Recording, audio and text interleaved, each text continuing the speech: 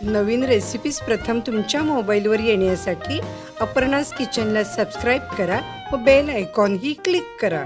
मैत्रिणींनो, तिखट किंवा गोड जेवण झालं की आपल्याला लगेच आठवण येते ती पानाची, किंवा असंही हल्ली ब्रेकफास्ट झाला तरी मस्त वाटतं पान थोडं खायला।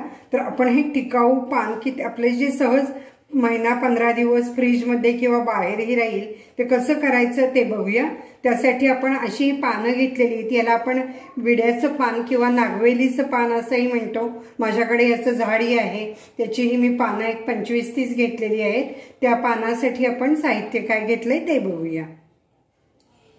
त्यासाठी आता आपण बडीशेप ही अशी घेतलेली आहे, 50 ग्रॅम बडीशेप आहे, साधारण एक सपाट छोटी वाटी। त्यानंतर बडीशेपच्या निम्मी आपण धण्याची डाळ घेतलेली आहे, ती आहे 25 ग्रॅम किंवा 2 ते 3 टेबलस्पून। त्यानंतर आपण हे डेसिकेटेड कोकोनट बाहेर मिळतं बाजारात ते घेतलेलं आहे, ते आहे साधारण 2 ते 3 टेबलस्पून।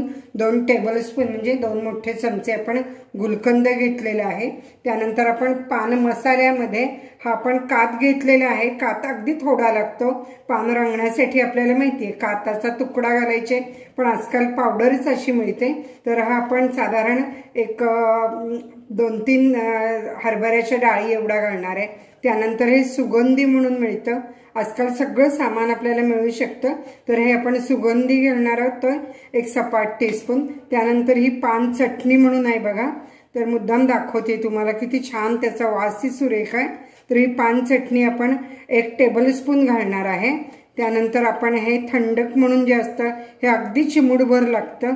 त्यानंतर आपल्याला चुना, हा तर महत्त्वाचा, चुन्याची अशी मी निवळी केलेली आहे आणि ती अगदी अर्धा चमचा म्हणजे एक छोटा तुकडा हरभरीच्या डाळी एवढा जरी घेतला चुना तरी आपल्याला पुरतो। त्यानंतर ज्येष्ठमध पावडर आहे, ही 1 टीस्पून आहे।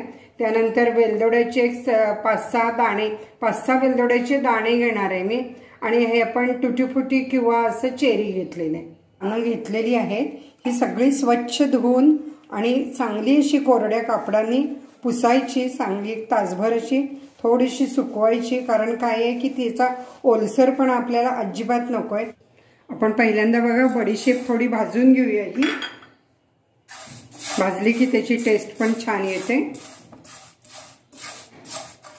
दाणा डाळ पण यामध्ये घालूया, म्हणजे तीही जरा कुरकुरीत होईल। दाणा डाळ फार नाही भाजायची।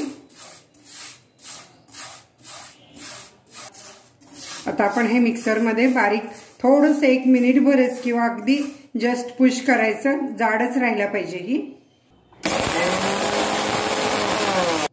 जाड अशी आपण ही पावडर केलेली आहे। आता आपण पहिल्यांदा पानं कापून घेऊया, आपण हे देठ काढून टाकूया आणि पान आपण बारीक चिरायचं, असं जरा दुमडून घेते मी आणि मध्ये असं जरा कट करते। हे बघा असे बारीक चिरायचं।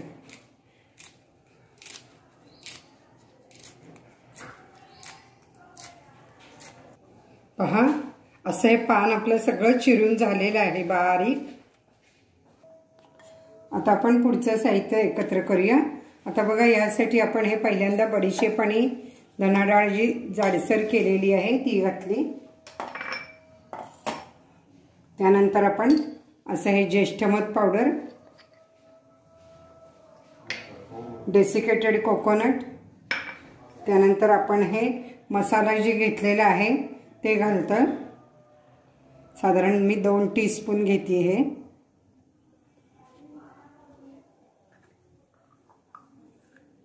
बस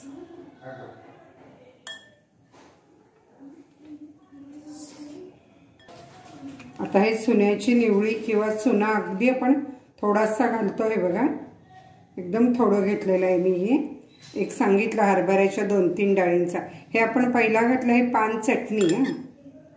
त्यानंतर आपण हे काश्मीरी मसाला म्हणून जो मिळतो, तर काश्मीरी सुगंध, हे आपण साधारण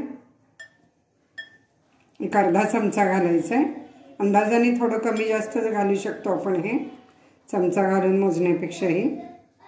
आता हे जे थंडक म्हणून होतं पांढरं दिसायला बघा साखरेसारखं दिसतंय, तर ते आपण एक चिमूटभरच घालायचं, फार पण नाही घालायचं हे. नंतर गुलकंद 2 टेबलस्पून घेतला मी. आणि आता हे सगळं साहित्य आपण एकत्र करायचं छान.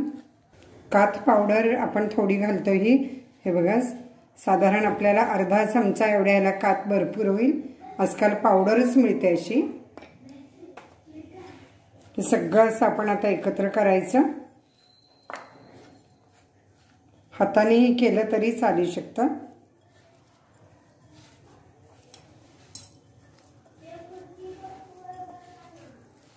चमच्यापेक्षा हाताने आपलं छान मिक्स होईल. आणि आता यामध्ये आपण चिरलेलं जे बारीक पान आहे ते घालायचं.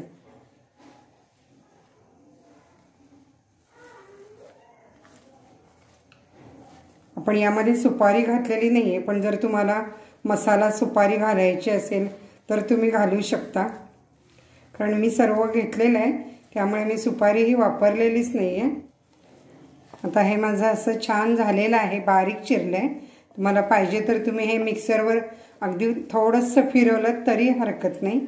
मी असंच हे झाकून ठेवणार आहे. साधारण आपलं हे फ्रीजमध्ये 1 महिनाभर आरामात टिकतं. आपले वेलदोड्याचे दाणे राहिले होते घालायचे, ते घातले मी. मध्येच थोडं छान वाटतं वेलदोड्याचा वास. हे बघा सगळं हे असं सॉफ्ट व्हायला पाहिजे. आणि असं 1-2 दिवस हे असंच ठेवायचं. आणि मग नंतर ते तुम्ही उन्हामध्ये वगैरे सुकवू शकता, सुकवायचं असेल तर. आणि फ्रीजमध्येही असंच हे बरेच दिवस राहतं. ह्या थंड हवेमध्ये आता पावसाळ्याच्या दिवसात हे आपल्याला सुकवता नाही येणार, त्यामुळे आपण फ्रीजमध्येच ठेवणार आहोत. आता आपण हे मिक्सरला अगदी काही सेकंद फक्त फिरवून घ्यायचं. 10 सेकंद वगैरे एवढंच मिक्सर फिरवायचं. हे बघा हे मिक्सरला फिरवल्यावरती छान मिक्स झालेलं आहे. जे पान पण बारीक झालं आणि मसालाही एकजीव झाला छान. तो चेरी आपण असे बारीक चिरून थोडेसे यामध्ये 10-12 चेरी फक्त घालायचे, म्हणजे दिसायलाही छान लागतात आणि अगदी टिपिकल पानाची जी टेस्ट असते ना ती लागते. तुम्ही हे नक्की करून बघा आणि मला कमेंट्समध्ये सांगा कसे वाटतात व्हिडिओ. आपला दुसरा पण पानाचा एक व्हिडिओ आहे, पान शॉर्ट केलेला. उन्हाळ्यामध्ये मुद्दाम लागतं ना मुलांना पिण्यासाठी किंवा सर्वांनाच आवडतं, तोही तुम्ही बघा. असं आपलं हे पान तयार झालेलं आहे. हे तुम्ही फ्रीजमध्ये जर ठेवलं तर हे भरपूर दिवस टिकतं. एका डब्यामध्ये घट्ट झाकणाच्या तुम्ही फ्रीजमध्ये ठेवा.